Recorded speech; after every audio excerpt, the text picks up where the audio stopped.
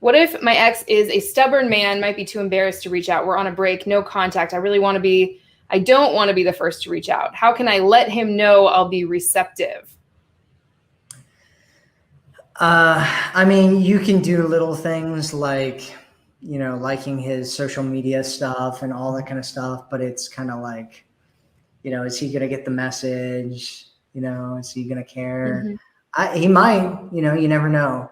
And so, I mean, you can do stuff like that. There's nothing wrong with reaching out though.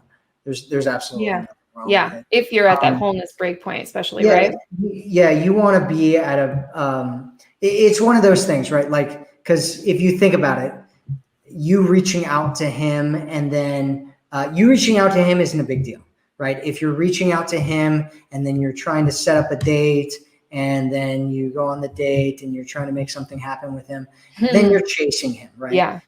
Sending one email to somebody isn't really chasing. Like what chasing is when you're like, constantly moving forward towards somebody and they're not moving forward towards you, right? And they're not responding. You're the only one initiating contact. You're the one setting up all the dates. You're the one, doing everything. That's you chasing him.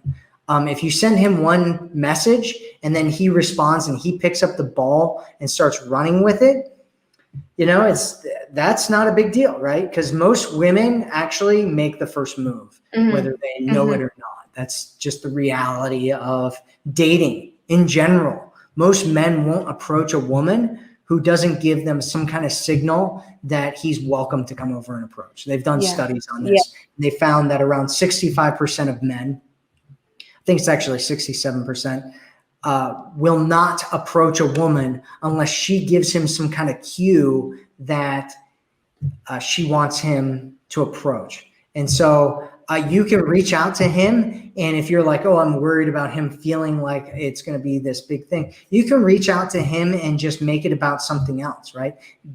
Create an excuse to reach out to him, right? Because a lot of women are really good at doing that, right? Just creating an excuse that you're pretending like you're not really trying to reach out to him. I mean, you can do that, right? All of what you're talking about here is you trying to reconnect with him, right? You're like, okay, well, I don't want to text him to reconnect, but I want to show him that I want to reconnect. And it's like, it's the same thing. Yeah. Right? Your energy is this, it's in the same movement, right? You're still trying to do the same thing. And, the step is a little bit bigger, but it's basically the same thing. And, if you give him a clear message that you want to talk to him, that's a lot better than some kind of vague hints where he's going to be like, I don't know what she's trying to, why is she liking all my stuff? This is so weird. Yeah. You know what I mean? I like that. So it's better to give him a clear message than it is to throw a whole bunch of weak hints out that he may or may not pick up on. It's so true.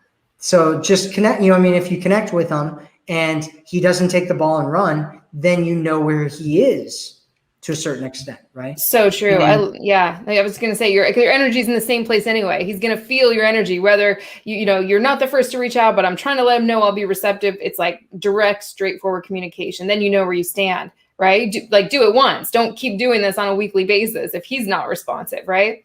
Right. Yeah. Right.